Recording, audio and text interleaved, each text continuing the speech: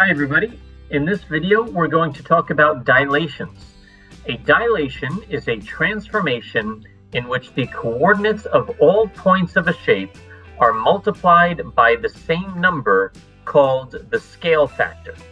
And the word transformation just means we're going to be changing the shape in some way. In this case we're going to be dilating it. Now let's go ahead and choose a scale factor. Let's just say the scale factor is 2.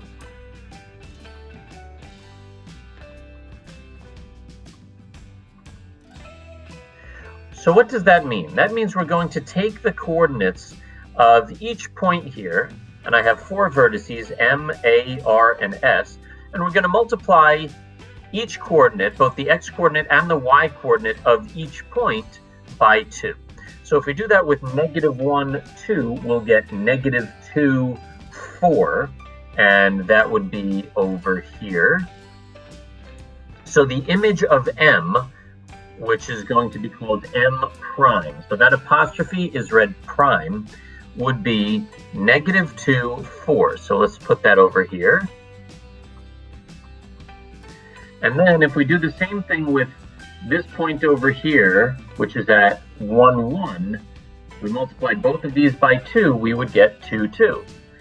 So the image of A prime, is going to be located at 2, 2. The image of R, which is at 2, -1, would be 4, -2. Right? 2 times 2 is 4. -1 times 2 is -2. So 4, -2 would be right over here, and we'll label that R prime. We'll put 4, -2. Remember, we always put the x coordinate first. That's the 4 there. And then the y coordinate second. That's the -2. All right, and finally 0, 0. Well, 0 times 2 is 0. So 0, 0, when we multiply the x and the y coordinates by 2, we'll still get 0, 0. So S prime is going to be located at the exact same spot that S is, okay?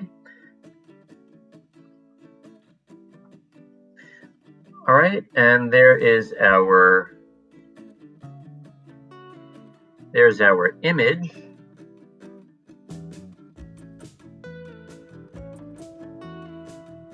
All right, now even though I did not explicitly calculate the coordinates for these in-between points over here, they also got multiplied by the same scale factor.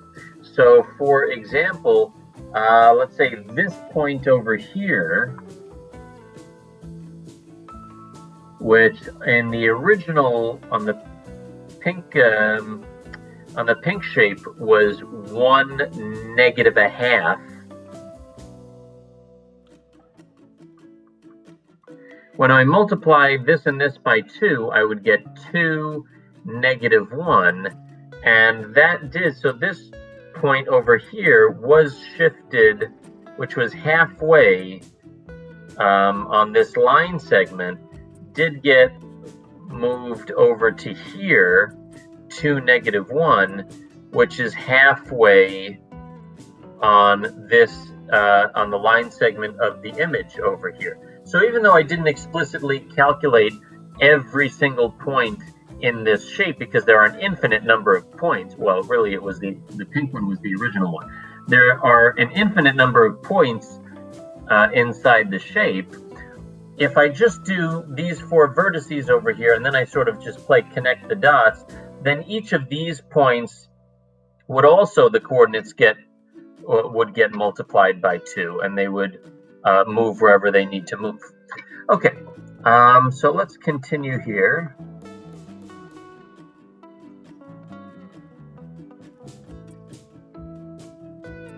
So the next thing that I want to say is,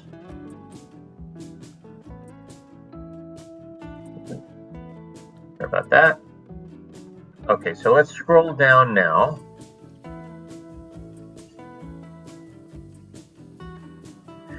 So if the scale factor is greater than 1, then the image will be larger than the original. If the scale factor is less than 1, then the image will be smaller than the original. So our scale factor was 2, and you can see that the image, which is what I drew in blue here, is in fact larger than the original shape. Anytime that we use a scale factor which is larger than 1, then the image will be larger than the original. And we could write, it doesn't have to be a whole number. It could be a fraction, for an example, an improper fraction, so where the numerator is greater than the denominator. So for example, 7/5 is greater than 1. So if the scale factor was 7/5, then the image would be larger than the original. If the scale factor was less than 1, so for example, if the scale factor was 2/3, 2/3 is less than 1, right? The numerator is smaller than the denominator. If we were to multiply all the coordinates by 2/3, then the image would be smaller than the original shape. Okay, same thing with decimals. Anything bigger than 1, so for example, 5.8, or even just 1.001, the image would be bigger. Anything less than 1, so for example, 0.9, if that was the scale factor, then the image would end up being smaller than the original. And something else that I actually forgot to mention, very important. So the scale factor here was 2. We multiplied everything by 2.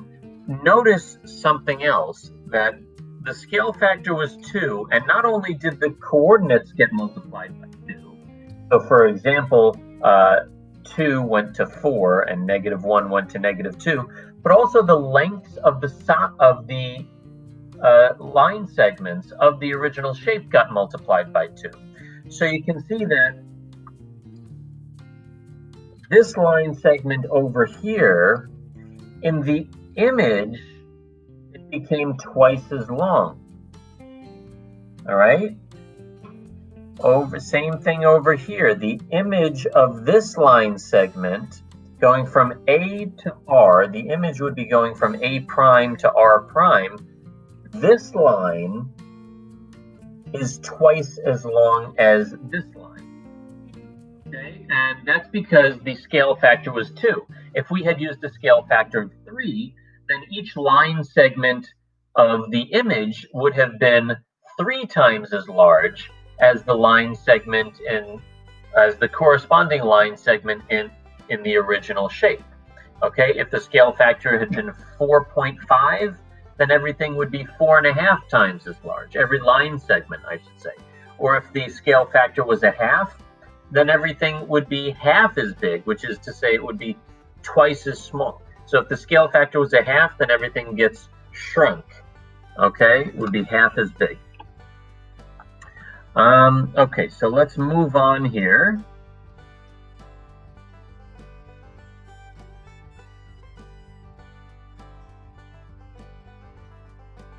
All right. Oh, I didn't forget to say that. I meant to say it over here. Okay, but I already said it.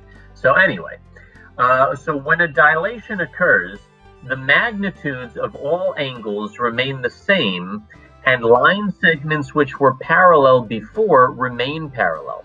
So